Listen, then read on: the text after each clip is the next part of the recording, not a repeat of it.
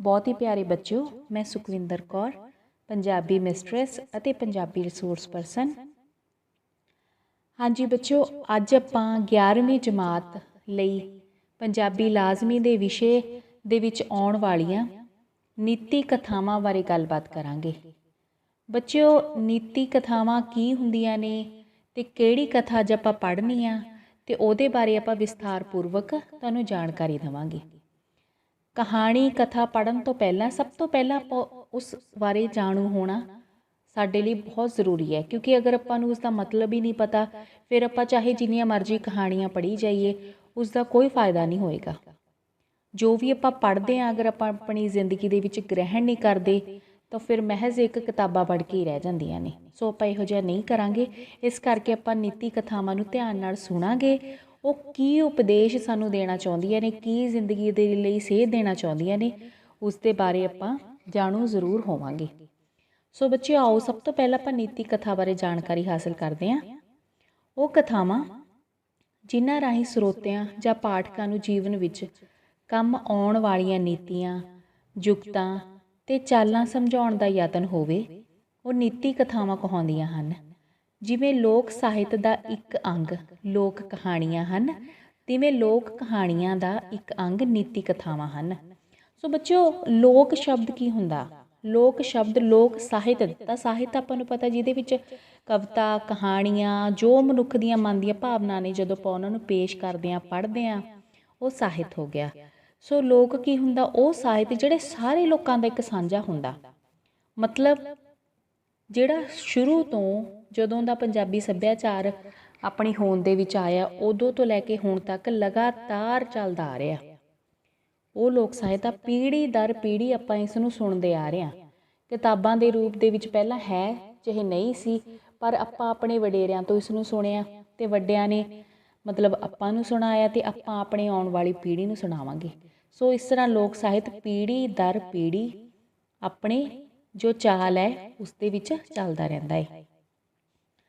ਨੀਤੀ ਕਥਾਵਾਂ ਵਿੱਚ ਸਿੱਖਿਆ ਜਾਂ ਉਪਦੇਸ਼ ਨੂੰ ਸਿੱਧੇ ਤੌਰ 'ਤੇ ਦੇਣ ਦੀ ਥਾਂ 'ਤੇ ਕਹਾਣੀ ਵਿੱਚ ਪਰੋ ਦਿੱਤਾ ਜਾਂਦਾ ਹੈ।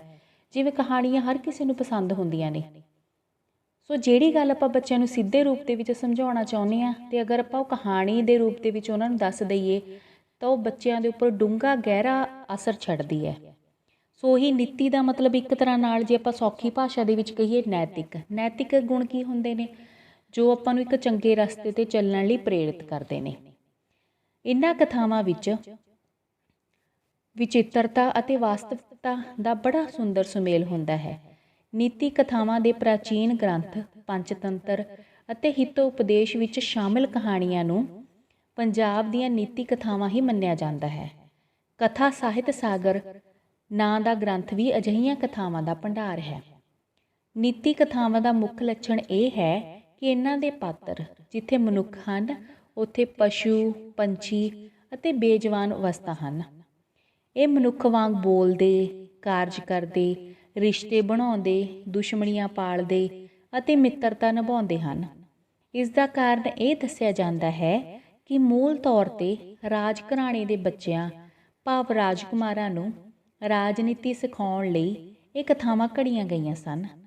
ਇਸੇ ਲਈ ਇਹਨਾਂ ਵਿੱਚ ਪਸ਼ੂ ਪੰਛੀਆਂ ਆਦਿ ਦੇ ਮਾਧਿਅਮ ਰਾਹੀਂ ਮਨੁੱਖੀ ਸੁਭਾਅ ਦੀਆਂ ਬਰੀਕੀਆਂ ਸਮਝਾਈਆਂ ਗਈਆਂ ਹਨ।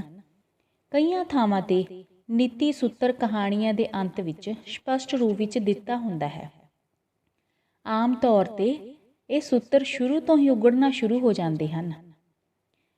ਸੋ ਬੱਚਿਓ, ਚਲੋ ਆਪਾਂ ਅੱਜ ਕਹਾਣੀ ਪੜ੍ਹਦੇ ਹਾਂ।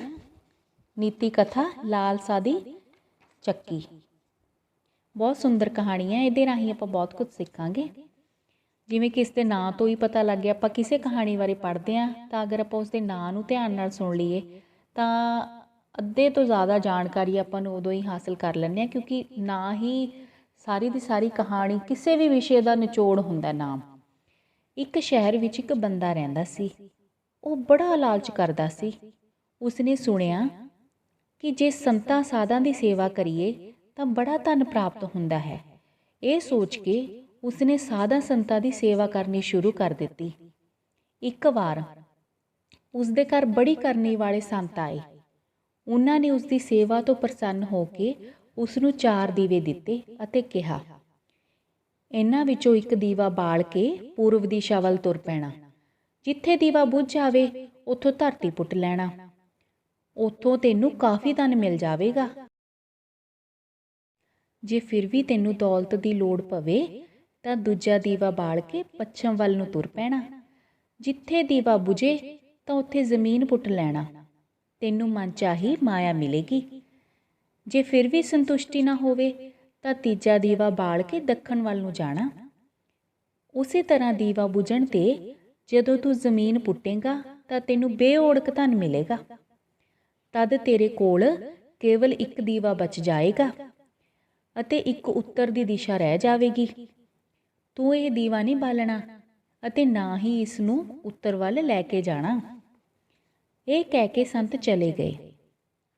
ਉਹ ਲਾਲਚੀ ਬੰਦਾ ਉਸੇ ਵੇਲੇ ਪਹਿਲਾ ਦੀਵਾ ਬਾਲ ਕੇ ਪੂਰਬ ਦਿਸ਼ਾ ਵੱਲ ਤੁਰ ਪਿਆ। ਦੂਰ ਜੰਗਲ ਵਿੱਚ ਜਾ ਕੇ ਦੀਵਾ ਬੁਝ ਗਿਆ। ਉਸ ਬੰਦੇ ਨੇ ਉਹ ਥਾਂ ਪੁੱਟੀ ਤੇ ਉਸਨੂੰ ਪੈਸਿਆਂ ਨਾਲ ਭਰੀ ਇੱਕ ਗਾਗਰ ਮਿਲੀ। ਉਹ ਬੜਾ ਖੁਸ਼ ਹੋਇਆ। ਉਸਨੇ ਸੋਚਿਆ ਕਿ ਇਸ ਗਾਗਰ ਨੂੰ ਅਜੇ ਇੱਥੇ ਹੀ ਰਹਿਣ ਦਿੰਦੇ ਆ, ਫਿਰ ਲੈ ਜਾਵਾਂਗਾ। ਪਹਿਲਾਂ ਮੈਨੂੰ ਛੇਤੀ ਪੱਛਮ ਦਿਸ਼ਾ ਵਾਲਾ ਧਨ ਵੇਖ ਲੈਣਾ ਚਾਹੀਦਾ ਹੈ। ਇਹ ਸੋਚ ਕੇ ਉਸਨੇ ਦੂਜੇ ਦਿਨ ਦੂਜਾ ਦੀਵਾ ਬਾਲਿਆ ਤੇ ਪੱਛਮ ਦਿਸ਼ਾ ਵੱਲ ਤੁਰ ਪਿਆ। ਦੂਰ ਇੱਕ ਉਜਾੜ ਥਾਂ ਦੀਵਾ ਜਾ ਬੁਝਿਆ। ਉੱਥੇ ਉਸ ਬੰਦੇ ਨੇ ਧਰਤੀ ਪੁੱਟੀ ਤਾਂ ਸੋਨੇ ਦੀਆਂ ਮੋਹਰਾਂ ਨਾਲ ਭਰਿਆ ਇੱਕ ਘੜਾ ਮਿਲਿਆ। ਉਸਨੇ ਉਸ ਘੜੇ ਨੂੰ ਵੀ ਇਹ ਸੋਚ ਕੇ ਉੱਥੇ ਰਹਿਣ ਦਿੱਤਾ ਕਿ ਪਹਿਲਾਂ ਦੱਖਣ ਵੱਲ ਜਾ ਕੇ ਵੇਖ ਲੈਣਾ ਚਾਹੀਦਾ ਹੈ। ਛੇਤੀ ਤੋਂ ਛੇਤੀ ਵੱਧ ਤੋਂ ਵੱਧ ਧਨ ਪ੍ਰਾਪਤ ਕਰਨ ਲਈ ਉਹ ਬੇਚੈਨ ਹੋ ਗਿਆ ਸੀ। ਅਗਲੇ ਦਿਨ ਉਹ ਦੱਖਣ ਦਿਸ਼ਾ ਵੱਲ ਚੱਲ ਪਿਆ। ਦੀਵਾ ਇੱਕ ਮੈਦਾਨ ਵਿੱਚ ਜਾ ਕੇ ਬੁਝ ਗਿਆ। ਉਸਨੇ ਉੱਥੇ ਧਰਤੀ ਪੁੱਟੀ ਤਾਂ ਉਸਨੂੰ ਹੀਰੇ ਮੋਤੀਆਂ ਨਾਲ ਭਰੀਆਂ 2 ਪੇਟੀਆਂ ਨਜ਼ਰ ਆਈਆਂ। ਉਹ ਆਦਮੀ ਬਹੁਤ ਖੁਸ਼ ਸੀ। ਤਦ ਉਹ ਸੋਚਣ ਲੱਗਾ ਕਿ ਜੇ ਇਹਨਾਂ ਤਿੰਨਾਂ ਦਿਸ਼ਾਵਾਂ ਵਿੱਚ ਇਤਨਾ ਧਨ ਪਿਆ ਹੈ ਤਾਂ ਚੌਥੀ ਦਿਸ਼ਾ ਵਿੱਚ ਤਾਂ ਇਸ ਤੋਂ ਵੱਧ ਧਨ ਹੋਵੇਗਾ।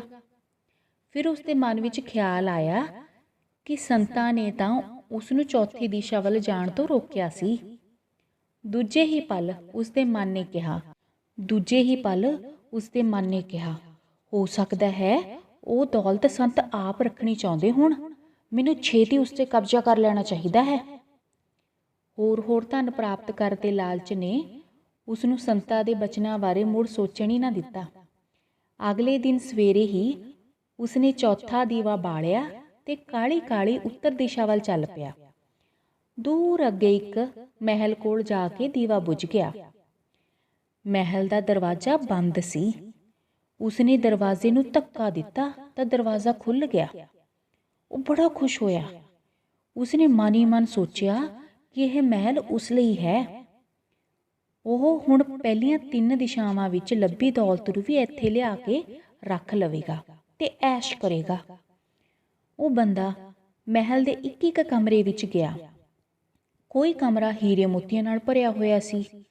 ਕਿਸੇ ਕਮਰੇ ਵਿੱਚ ਸੋਨੇ ਦੇ ਕੀਮਤੀ ਤੋਂ ਕੀਮਤੀ ਗਹਿਣੇ ਪਏ ਸਨ।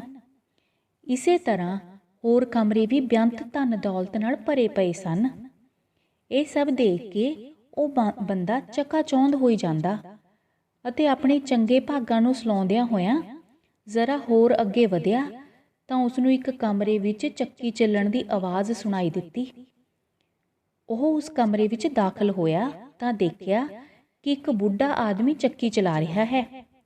ਲਾਲਚੀ ਬੰਦੇ ਨੇ ਬੁੱਢੇ ਨੂੰ ਕਿਹਾ ਕਿ ਤੂੰ ਇੱਥੇ ਕਿਵੇਂ ਪੁੱਜਾ? ਬੁੱਢੇ ਨੇ ਕਿਹਾ, ਇੰਜ ਕਰ ਜ਼ਰਾ ਇਹ ਚੱਕੀ ਚਲਾ, ਮੈਂ ਸਾਹ ਲੈ ਕੇ ਤੈਨੂੰ ਦੱਸਦਾ ਹਾਂ। ਲਾਲਚੀ ਬੰਦੇ ਨੇ ਚੱਕੀ ਚਲਾਉਣੀ ਸ਼ੁਰੂ ਕਰ ਦਿੱਤੀ। ਬੁੱਢਾ ਚੱਕੀ ਤੋਂ ਹਟ ਕੇ ਉੱਚੀ ਉੱਚੀ ਹੱਸਣ ਲੱਗਾ। ਲਾਲਚੀ ਬੰਦਾ ਉਸ ਵੱਲ ਹੈਰਾਨੀ ਨਾਲ ਵੇਖਣ ਲੱਗਾ। ਉਹ ਚੱਕੀ ਬੰਦ ਕਰਨ ਲੱਗਿਆ ਸੀ ਕਿ ਬੁੱਢੇ ਨੇ ਉਸਨੂੰ ਖਬਰਦਾਰ ਕਰਦੇ ਹੋਏ ਕਿਹਾ, ਨਾ ਇਹ ਚੱਕੀ ਬੰਦ ਨਾ ਕਰੀ। ਫਿਰ ਬੁੱਢੇ ਨੇ ਕਿਹਾ, ਇਹ ਮਹਿਲ ਹੁਣ ਤੇਰਾ ਹੈ, ਪਰ ਇਹ ਉਤਨੀ ਦੇਰ ਹੀ ਖੜਾ ਰਹੇਗਾ ਜਿਤਨੀ ਦੇਰ ਤੂੰ ਚੱਕੀ ਚਲਾਉਂਦਾ ਰਹੇਗਾ। ਜੇ ਚੱਕੀ ਚੱਲਣੀ ਬੰਦ ਹੋ ਗਈ ਤਾਂ ਮਹਿਲ ਡਿੱਗ ਪਵੇਗਾ ਤੇ ਤੂੰ ਵੀ ਇਸ ਥੱਲੇ ਦਬ ਕੇ ਮਰ ਜਾਵੇਂਗਾ।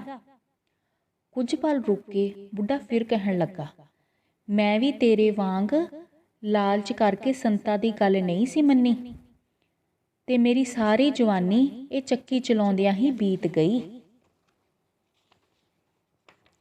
ਉਹ ਲਾਲਚੀ ਆਦਮੀ ਬੁੱਢੇ ਦੀ ਗੱਲ ਸੁਣ ਕੇ ਰੋਣ ਲੱਗ ਪਿਆ। ਫਿਰ ਕਹਿਣ ਲੱਗਾ, ਹੁਣ ਮੇਰਾ ਛੁਟਕਾਰਾ ਕਿਵੇਂ ਹੋਵੇਗਾ? ਬੁੱਢੇ ਨੇ ਕਿਹਾ, ਜਦੋਂ ਮੇਰੇ ਤੇ ਤੇਰੇ ਵਾਂਗ ਕੋਈ ਹੋਰ ਲਾਲਚ ਵਿੱਚ ਅੰਨਾ ਹੋਇਆ ਬੰਦਾ ਇੱਥੇ ਆਵੇਗਾ। ਤਦ ਉਸ ਲਾਲਚੀ ਆਦਮੀ ਨੇ ਬੁੱਢੇ ਨੂੰ ਆਖਰੀ ਸਵਾਲ ਪੁੱਛਿਆ, ਤੂੰ ਹੁਣ ਬਾਹਰ ਜਾ ਕੇ ਕੀ ਕਰੇਂਗਾ? ਬੁੱਢੇ ਨੇ ਕਿਹਾ, ਮੈਂ ਸਭ ਲੋਕਾਂ ਨੂੰ ਉੱਚੀ ਉੱਚੀ ਕਹਾਂਗਾ, ਲਾਲਚ ਬੁਰੀ ਬਲਾ ਹੈ। ਸੋ ਬੱਚਿਓ, ਇਹ ਕਹਾਣੀ ਸੀ ਲਾਲਚ ਬੁਰੀ ਬਲਾ ਹੈ।